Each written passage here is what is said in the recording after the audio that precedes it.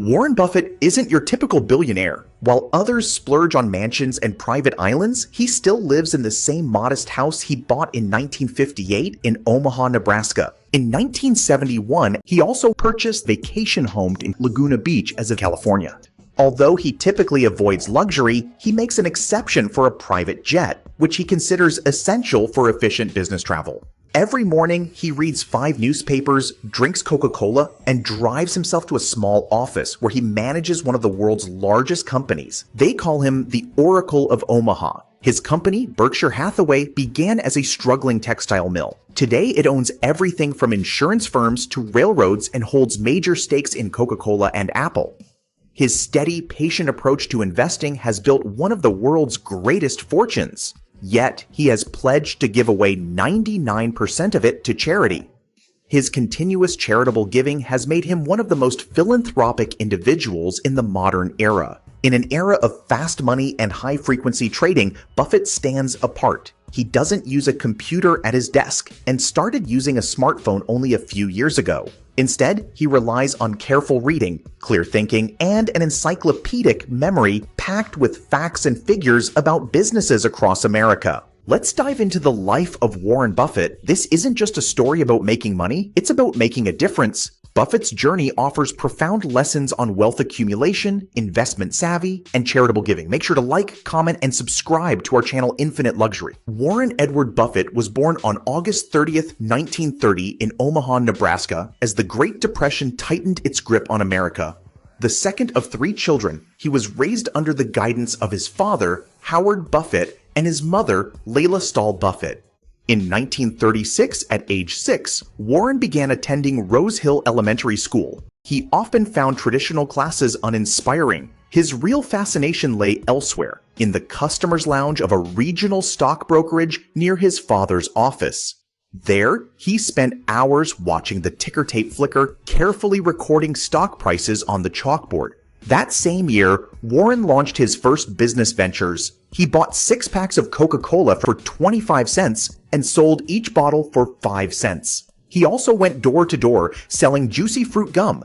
Unlike other children, he refused to break up the packs, afraid of being left with unsold pieces. In 1938, at just 8 years old, Warren stumbled upon a book in the Omaha Public Library, 1,000 Ways to Make $1,000. He was engrossed in business books, fascinated by the idea of making money. In 1941, at just 11 years old, Warren made his first stock market investment. He purchased 6 shares of City Service preferred stock at $38 per share, 3 for himself and 3 for his sister Doris. When the stock price fell to $27, he watched nearly a third of his investment disappear. Eventually, the stock rose to $40 and he sold it, making a profit. In 1942, the Buffett family's life took a turn. Howard Buffett was elected to the United States Congress, prompting the family to relocate to Washington, D.C. There, Warren finished elementary school and enrolled at Alice Deal Junior High. In 1943, at 13, Warren secured a newspaper delivery route for the Washington Post. He demonstrated his growing business instincts by filing his first tax return. The paper route wasn't just a way to make money, it became an efficiency experiment. He devised methods to deliver more newspapers in less time. In 1944, Warren and his friend Don Danley pursued a new business venture. They spotted a used pinball machine for $25 in a local store. After purchasing it, they negotiated with a barbershop owner to place it in his shop. The machine was a success, and within months, they expanded to 3 machines in different barbershops across town. By 1945, at 15, Warren's paper route now earned him $175 per month. He saved $1,200 and made his first real estate investment, 40 acres of Nebraska farmland. He partnered with a tenant farmer who worked the land while Warren collected his share of the profits. In 1946, Warren was known not only for his business ventures, but also for his mathematical skills. In 1947, at age 17, Warren's academic achievements earned him admission to the Wharton School at the University of Pennsylvania. Although he preferred to focus on his business ventures, he enrolled at his father's insistence. After 2 years at Wharton, Warren decided to transfer to the University of Nebraska, earning his Bachelor of Science degree in Business Administration in 1950 at the age of 19. That same year, Warren applied to Harvard Business School. Despite his impressive academic record and business achievements, Harvard rejected him, deeming him too young. This setback, however, led him to enroll at Columbia Business School upon learning that his investment idol, Benjamin Graham, taught there.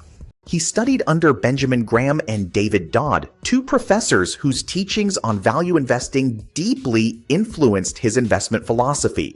In 1951, Warren learned that his mentor, Graham, was on the board of GEICO Insurance. He took a train to Washington, D.C. on a Saturday and knocked on GEICO's door until a janitor let him in. Inside, he met Lorimer Davidson, the company's vice president, and the two spent hours discussing the insurance business. That same year, Warren graduated from Columbia University with a master's degree in economics. After graduating, Warren returned to Omaha and joined his father's brokerage firm, Buffett, Falk and Company, as an investment salesman. In the evenings, he taught investment principles at the University of Nebraska, Omaha, where most of his students were twice his age.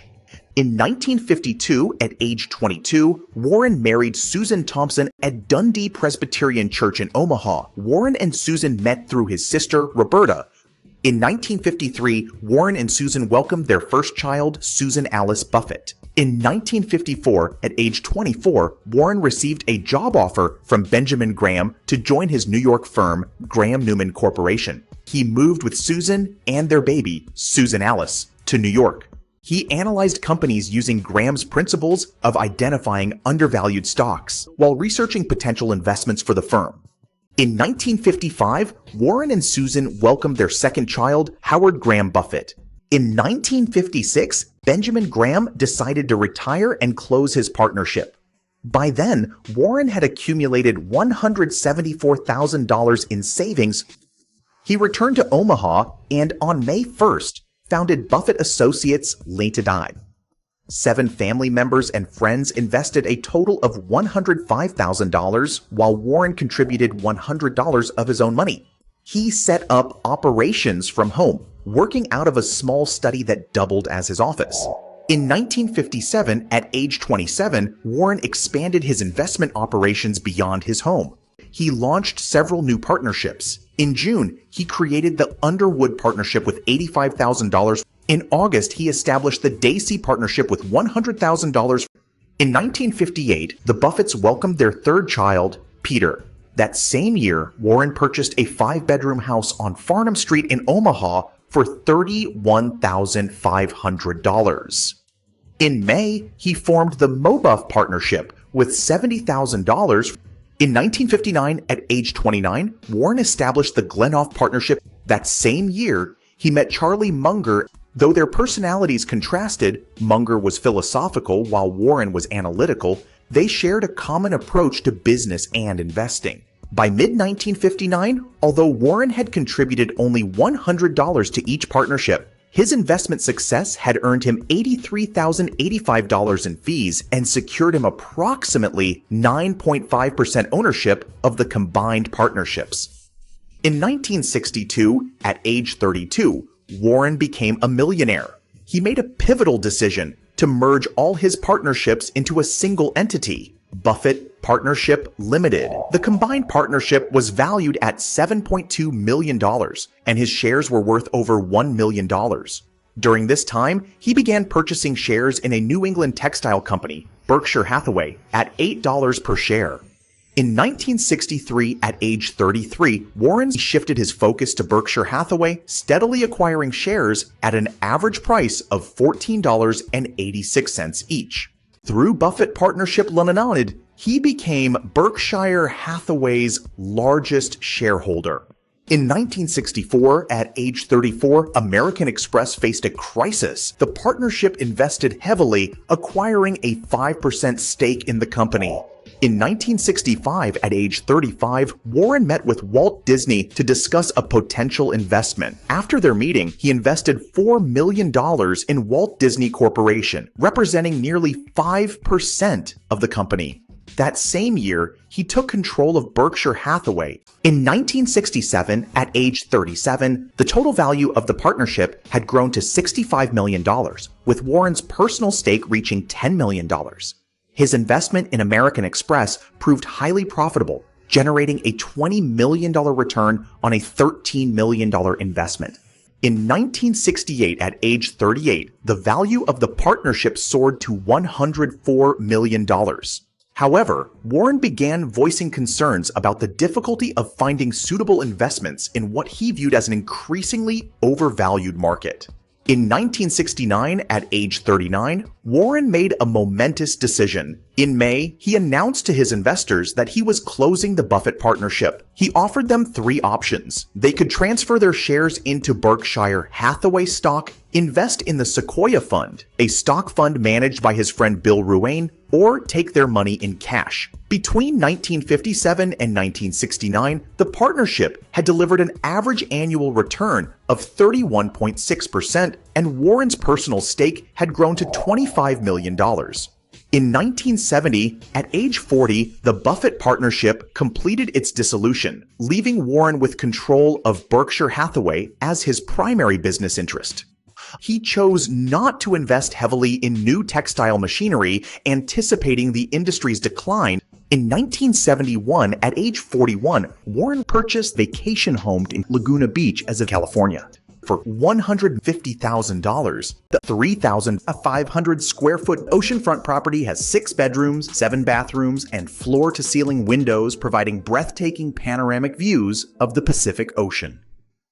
Outside Buffett's home is a spacious patio and balcony area, perfect for sunset gazing, as well as an elevated infinity pool that makes you feel as though you're floating right above the ocean waves. There's also a jacuzzi, an outdoor kitchen and shower, and direct access to the beach.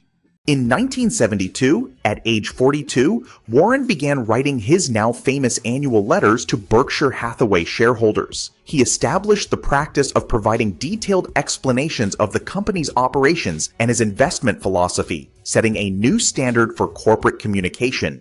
That same year, Warren made his first major move to diversify Berkshire Hathaway beyond textiles. He purchased See's Candies for $25 million.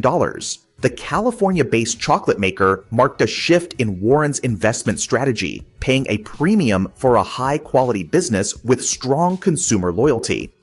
In 1973, at age 43, Warren began buying shares in the Washington Post Company. He developed a close friendship with Katharine Graham, the newspaper's influential publisher. This investment reflected his increasing interest in media companies with strong market positions. In 1974, at age 44, Warren faced his first major financial setback. As the stock market suffered one of its worst declines since the Great Depression, Berkshire's portfolio value dropped sharply. His personal net worth fell by more than 50%. Despite this paper loss, he remained confident in his investments and continued buying stocks that he believed were undervalued. In 1975, at age 45, Warren strengthened his partnership with Charlie Munger by merging Berkshire Hathaway with Diversified Retailing, Munger's company. Munger was appointed vice chairman. In 1976, at age 46, Warren saw an opportunity in GEICO, the auto insurance company. With GEICO stock trading just above $2 per share, Berkshire invested $4 million in the company. In 1977, at age 47, Warren's personal and professional lives took different directions. His wife, Susan, moved to San Francisco to pursue her singing career, while Warren led Berkshire Hathaway into newspaper ownership with the $32.5 million purchase of the Buffalo Evening News. In 1978, at age 48, Astrid Manx moved in with Warren. She and Susan had become friends when Astrid worked as a waitress at the French Cafe in Omaha. Before leaving for San Francisco, Susan had asked Astrid to look after Warren. Despite this unconventional arrangement, Warren and Susan remained married, and their Christmas cards were signed Warren, Susie, and Astrid.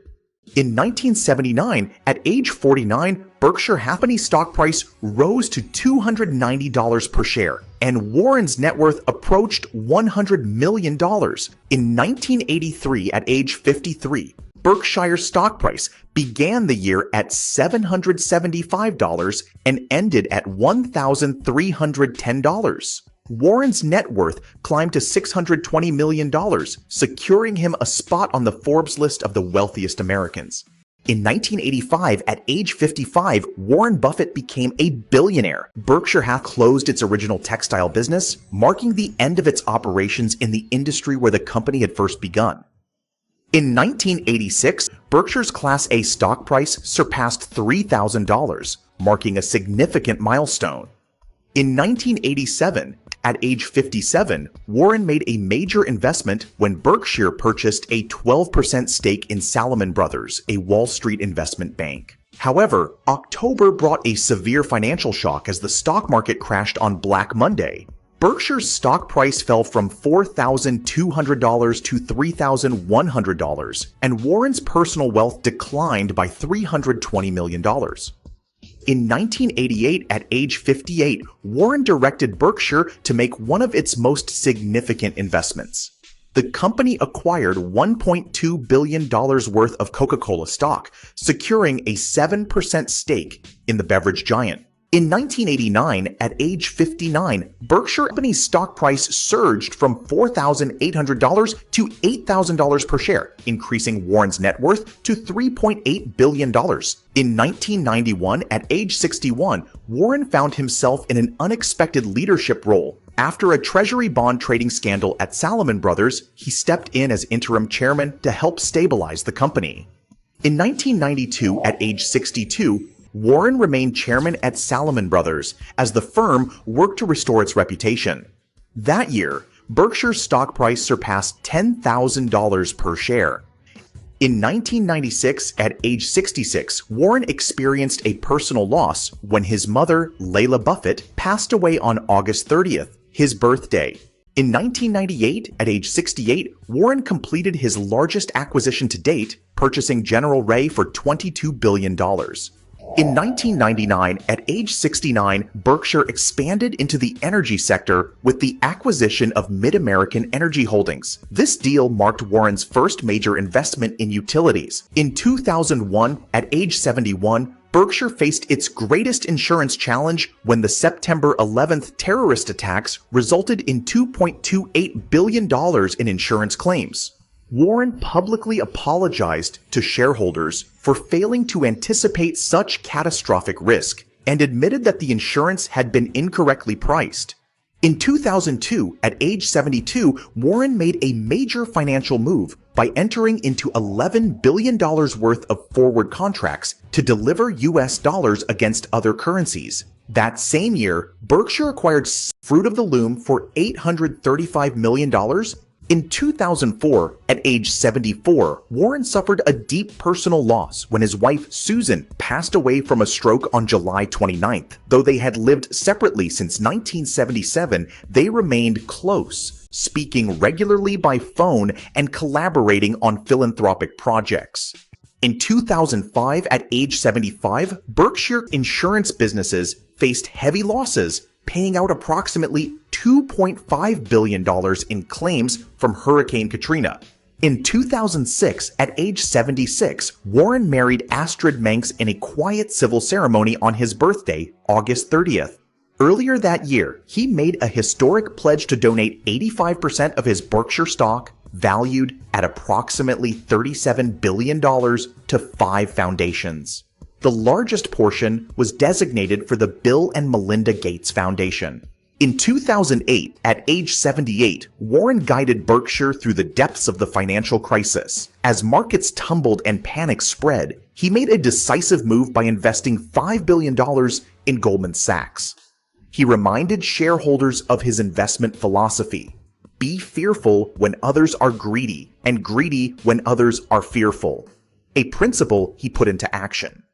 In 2009, at age 79, Warren turned his attention to the railroad industry. Berkshire acquired Burlington Northern Santa Fe in a deal worth $44 billion, making it one of the company's largest investments. In 2010, at age 80, Warren joined his friend Bill Gates to announce the Giving Pledge. Together, they urged the world's billionaires to commit the majority of their wealth to philanthropy reinforcing Warren's lifelong dedication to charitable giving. In 2011, at age 81, Warren faced a crisis of trust within Berkshire Hathaway. His presumed successor, David Sokol, resigned after revelations about his personal stock purchases in Lubrizol. Warren responded at the annual shareholders meeting.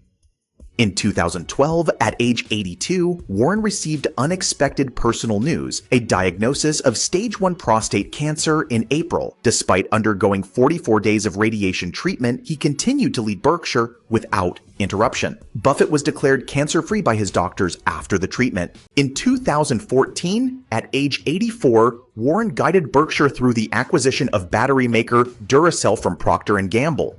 The deal was structured as a $4.7 billion stock swap. In 2017, at age 87, Warren made a significant shift in his investment approach toward technology companies. After decades of avoiding tech stocks, Berkshire purchased 76.7 million shares of Apple.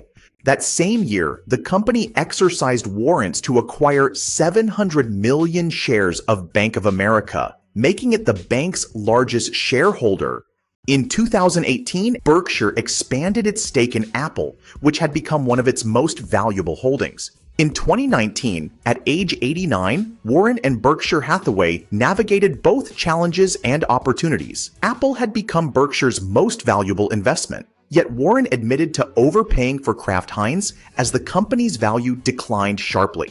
Meanwhile, Berkshire's cash reserves grew to $122 billion as Warren continued searching for major acquisition opportunities. In 2020, Berkshire completed its largest acquisition since 2016, purchasing Dominion Energy's natural gas storage and transmission business for $10 billion. In 2021, at age 91, Warren experienced a major personal loss when his wife of 17 years, Astrid Manx Buffett, passed away. In business, Berkshire officially named Greg Abel as Warren's successor, announcing that he would take over as CEO when Warren stepped down. That same year, Warren's total personal charitable giving surpassed $41 billion, marking a significant milestone in his philanthropy. In 2023, at age 93, Warren suffered another profound loss when his longtime friend and business partner, Charlie Munger, passed at age 99. Their partnership spanned over 60 years, with Munger serving as Berkshire's vice chairman since 1978. In 2024, at age 93, Warren Buffett continued to lead Berkshire Hathaway into new ventures. In January, Berkshire completed the acquisition of the remaining stake in Pilot Travel Centers from the Haslam family, gaining full ownership of the truck stop chain. By August 20th, 2024, Berkshire Hathaway achieved a historic milestone, becoming the first non-technology U.S. company to surpass a market capitalization of $1 trillion. Warren Buffett's net worth in 2024 is estimated about $133 billion. Despite his immense wealth, his daily life remained remarkably modest. Each morning, he drives for just 5 minutes to work in his modest car, with a customary stop at McDonald's for breakfast. Known as the Oracle of Omaha, he still resides in the same house he purchased in 1958 for $31,500. Stands as a testament to his enduring frugal philosophy. Inside his office at Berkshire Hathaway's headquarters, technology remains minimal. There is no computer on his desk, only stacks of reports and newspapers. Until 2020, he relied on a basic flip phone, finally switching to an iPhone after years of encouragement from friends. His daily routine revolves around reading and reflection. He spends 5 to 6 hours a day absorbing information from 5 newspapers, financial reports, and books. As he often says, knowledge builds up like compound interest. Between reading sessions, he makes phone calls and contemplates investment decisions with a patience that has defined his career. Buffett's only notable indulgence is private air travel. He once criticized the use of private jets as an unnecessary luxury, but changed his perspective after purchasing a Falcon 20 for $850,000 in 1986 for his own use. He upgraded to a $6.7 million Challenger 600 in 1989, ironically naming it the Indefensible. Later, after recognizing its essential role in efficient business travel, he humorously renamed it the Indispensable. Outside the office, Buffett enjoys simple pleasures. He plays bridge often with his friend Bill Gates. He continues to play the ukulele, a hobby he picked up decades ago, and remains a devoted Nebraska football fan. His diet includes 5 cans of Coca-Cola daily, along with ice cream and hamburgers.